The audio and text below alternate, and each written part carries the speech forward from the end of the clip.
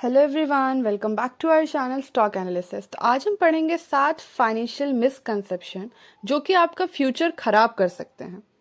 क्या आपने कभी सोचा है कि मैं तो बहुत अच्छा कमा रहा हूँ, मुझे फाइनेंशियल प्लानिंग की कोई ज़रूरत नहीं है, या फिर रिटायरमेंट के लिए तो मैं 40 के बाद भी सेव कर लूँगा। मनी प्लानिंग तो बहुत कॉम्प्लिकेटेड होती है, ये मेरा काम नहीं है। अगर हाँ, तो आप अकेले नहीं हो, क्योंकि ज़्यादातर लोग ऐसा ही सोचते हैं। ज़्यादा लोग फाइनेंशियली स्ट्रगल इसलिए नहीं करते क्योंकि वो कम कमा रहे हैं, बल्कि वो इसलिए करते हैं क्योंकि उनके जो मनी को लेकर धारणा होती है वो गलत होती है, उनके बिलीव गलत होते हैं। ये मिसकंसेप्शन फाइनेंशियल ग्रोथ के रास्ते में रोड ब्लॉक बन जाते हैं। तो हमारा सबसे पहला मिसकंसेप्शन क्या होता है, हम उसे जानते हैं। मेरे पास तो ऑलरेडी बहुत पैसा है, तो मुझे फाइनेंशियल प्लानिंग की कोई ज़रूरत नहीं है। और जबकि ऐसा कुछ नहीं होता, क्योंकि फाइनेंशियल प्लानिंग इनकम पर डिपेंड करता ही नहीं है। फाइनेंशियल प्लानिंग ज़रूरी है सेविंग के लिए, वेल्थ ग्रोथ के लिए और फ्यूचर सिक्योरिटी के लिए। तो फिर रिच हो या मिडिल क्लास, प्लानिंग सबको करनी चाहिए। मिसकंसेप्शन नंबर 2, मैं तो फाइनेंशियली ग्रो करता रहूंगा, प्लानिंग क्यों करूं। पॉजिटिव माइंडसेट अच्छा है, बट रियलिटी चेक भी ज़रूरी है। लाइफ बहुत अनप्रिडिक्टेबल है। Health issues, job changes, family responsibilities, natural disaster, pandemic जैसी सिचुएशन कभी भी आपको फाइनेंशियली हिला सकते हैं, जैसे कि अभी कोविड-19 आया था।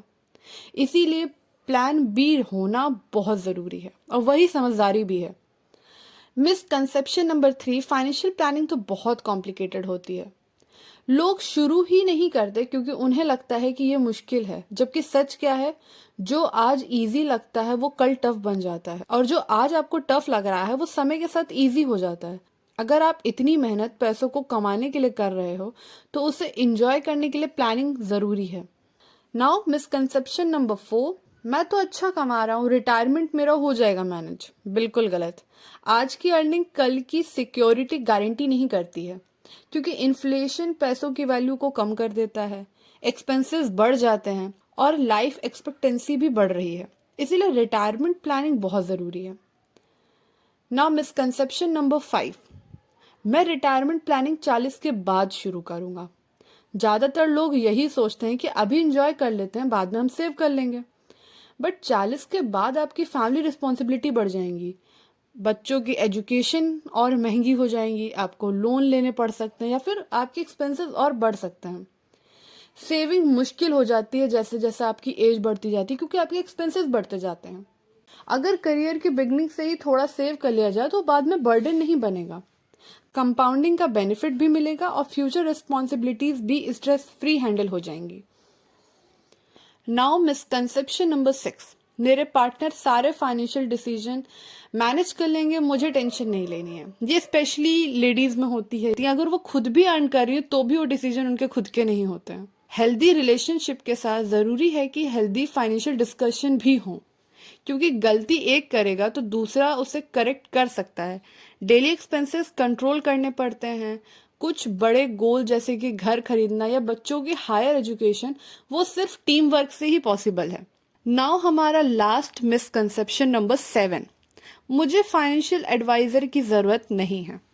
हर इंसान गलत फाइनेंशियल डिसीजन ले सकता है।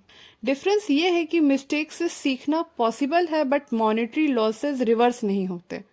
जैसे हेल्थ प्रॉब्लम के लिए आप डॉक्टर को कंसल्ट करते हो, वैसे ही फाइनेंशियल हेल्थ के लिए भी फाइनेंशियल एडवाइजर ज़रूरी है। ये आपको अननेसेसरी लॉस से बचा सकते हैं, और आप अपनी लाइफ और करियर में और बेटर परफॉर्म कर सकते हो।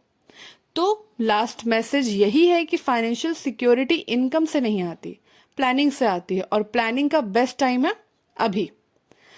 तो अगर आपको हमारा ये वीडियो अच्छा लगा हो और समझ आया हो तो please like, share and subscribe to our channel. और तब तक के लिए थैंक्स फॉर वॉचिंग। जय हिंद, जय भारत।